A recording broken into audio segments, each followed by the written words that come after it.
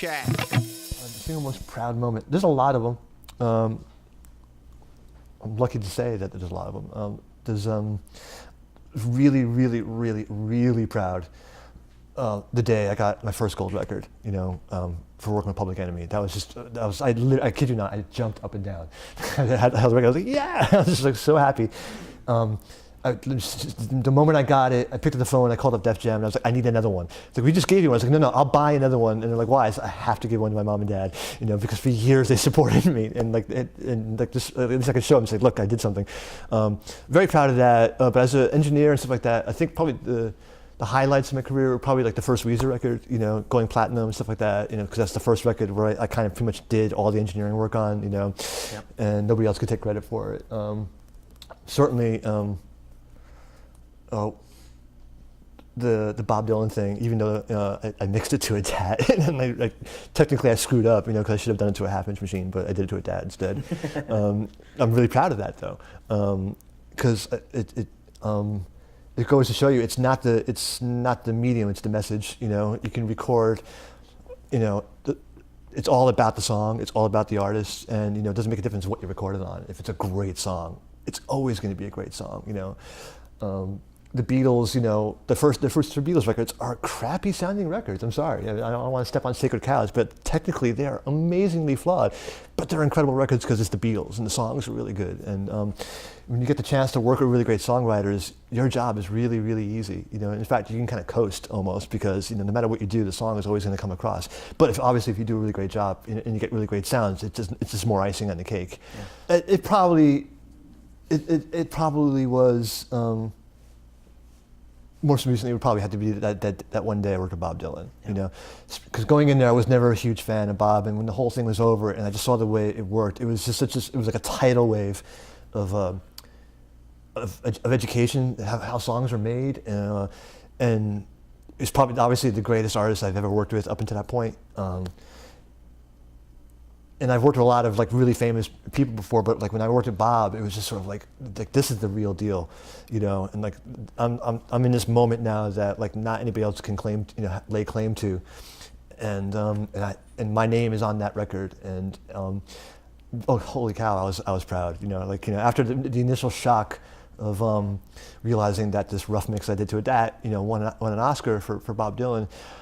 I was really choked up afterwards, not just because, my thing won an Oscar. I was very choked up because I looked back at how I got to that point, and it was, on one level, it was kind of lucky, like somebody recommended me to the next person, who recommended me to the next person, who recommended me to the next person. But, a small part of me was like, no, you got there because you worked your ass off to get there. Yep. And I know it's kind of an egotistical thing to say, but at some point, you have to give yourself a little bit of credit, and that was a massive, massive, massive moment for me. And prior to that, there's a record by this band, the Super Furry Animals, called Rings Around the World, that I spent a year of my life on. And I actually went from doing that record to working with Bob. And I remember Bob asking me, he was asking me, so Chris, do you think, I'm taking too long making this record? I was like, Bob, the record I just finished doing, it took a year to make. And he looked at me and went, a year? Must sound fantastic. And I was like, actually, no, Bob, the record you're doing sounds much more fantastic than this one.